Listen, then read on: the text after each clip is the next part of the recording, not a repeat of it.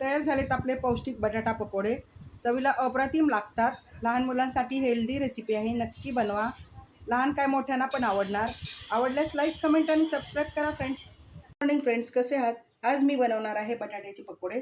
बटाट्याचे पकोडे बनवण्यासाठी इकडे मी मोठे 2 बटाटे साल काढून घेतले, खिसून घेतले आणि त्याचा खीस आहे बघा 2 पाण्याने स्वच्छ धुवून घेतलेला आहे.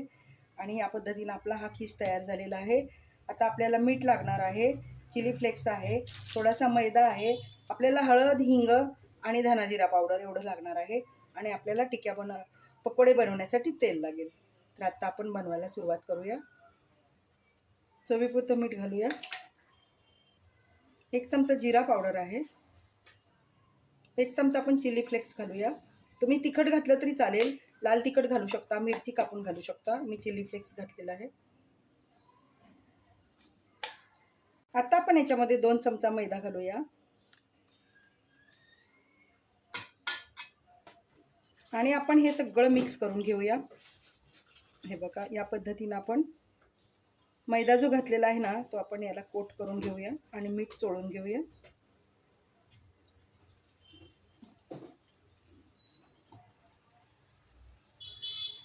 हे बघा, या पद्धतीने मी मिक्स करून घेतलेलं आहे. आता आपण हे पकोडे बनवूया. आपण हे बघा, हे एवढंच असं सगळं मिश्रण हातावरती घेऊया आणि आपण टिकीचाही आकार नाही देणार आहोत आणि पकोड्याचाही. हे बघा, या पद्धतीने आपण असे गोल गोल पकोडे बनवून घेऊया.